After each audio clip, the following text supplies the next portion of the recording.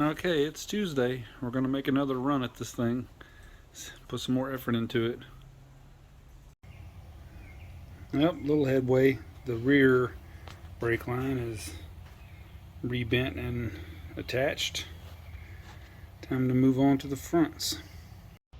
Alright, we loosely got the driver's side brake line fitted in, tied into the line lock. I decided to go ahead and mount it up on the bracket the proportion valve's on. Seemed like a good out of the way place. Time for some more fittings. Alright, got it all loosely mocked up. Got to run to the store and get one more piece of 2-foot line to go from there to there. And 2 adapter fittings. And I'll just have to tidy all that away and bleed the brakes. I think I'll be done with the brakes finally. Well, and of course I still have to wire in the roll control, but that won't be too bad. Alright, it's a new day. I think I am done with all my fabbing. Looks like crap, as long as it works. What a pain in the butt. Well, another day of fail. Tired of messing around with these leaky brakes. If it's not a fitting leaking, it's one of the lines leaking to the proportion valve. Mostly all the leaks are the roll control, and you're not supposed to put Teflon tape on brake line stuff, but yeah, the roll control instructions say put Teflon tape on there, so I even put Teflon on 2 of them just to see if that would help, and it didn't. Well, here it is Thursday, still screwing around with these leaking brake lines and fittings. This is ridiculous. Alright, had quite a few days off from this nightmare. Got a new plan of attack. Gonna try some different fittings this time. See how things go this time. Alright, well, after screwing with this thing all day today, I think I've finally got the leaks stopped. I ended up having to replace all 3 fittings, and I did so much tightening and loosening I ruined one of my new brake lines and had to reuse one of my old ones. But got the brakes bled, and we'll see how it's holding up tomorrow. Maybe I can finally move on from this and start putting everything back in. All these problems were related to the fittings either going in the line lock or the lines going into the fittings in the line lock.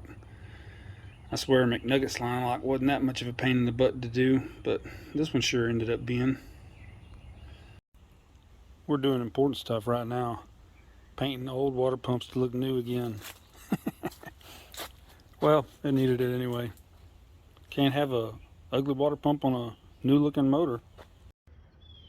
Alright, for like 2.5 years I've been driving around with a gas stick, not a gas pedal. Well, finally got it out. Got me an actual gas pedal installed now. Also got the 3 worst holes sealed up that were in the firewall. So the guys that had the gas stick and throttle, they had a giant, big old hole they ran the throttle cable through, and where those 2 screws are is where the original factory gas pedal goes. They had 2 separate different ones holding the other one up, and they had the holes filled in with some kind of foam and other crap. I didn't even know that the factory holes were there, and I just happened to find one of them, so it took me a while to get them all cleaned out and get the threads usable again where I could put the new pedal back where it's supposed to go. I swear. Hey, not that any of the stuff that I'm doing is the correct way, but at least I feel like it's a little better than what the previous guys did. Well, as you may be able to tell, I didn't get anything accomplished today. Doing yard work, so lost a day on the car today. Lose another day tomorrow getting the boat ready so we can go out Saturday, which will be another day I'll lose. Which normally isn't a big deal because the boat stays ready to go year round. We just hook up and take off, but this will be the first time this season that it's gone out, so I gotta load everything back in it and untape all the important holes that I have to tape over so birds and bees don't make nests. Alright, well, not a lot of progress to report today. I did get the gas pedal the rest of the way situated with the cable in there. Got the brake lines secured down in that one spot. So I put the motor in, got the heads bolted on, started putting the rocker arms on and stuff, and the two valve springs I was kind of worried about, they were way too weak. So I just pulled the whole thing out, separated the heads back off. I'm gonna save this for later. It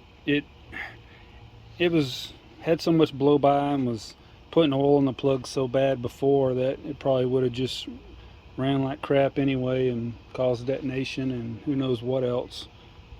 I just wasn't going to spend some $100 and whatever dollars it was for some new valve springs on some heads that I didn't really want to keep on there for a long period of time anyway, because once I went to a better camshaft, I was going to put better heads on anyway, so this was just a lost cause. Not to mention, every time I turned around I was running into some kind of problem with something and I just got fed up with it. So no, I am not putting the LS in yet. That is still being saved for later on down the line. If anybody remembers, I don't know how many videos back, I had a spare short block that I put together in 1997 for my Camaro that I wound up not using, and along the way I've been given just about every other part that I needed to complete it or already had it sitting around. I only had to buy a couple things, so I'm sticking the other motor in there for now. So that's gonna mess up me and Rodney's showdown, but we'll just have to reconfigure it for the ultimate showdown when he swaps the motor that he wants in there with all the right parts that he wants. Sometimes things just don't work out. It sucks. So we won't be racing real soon because it wouldn't be fair to him right now at this particular point. Alright guys, thanks for watching, thanks for subscribing, thanks for the likes, and thanks for the comments. We'll see you next time.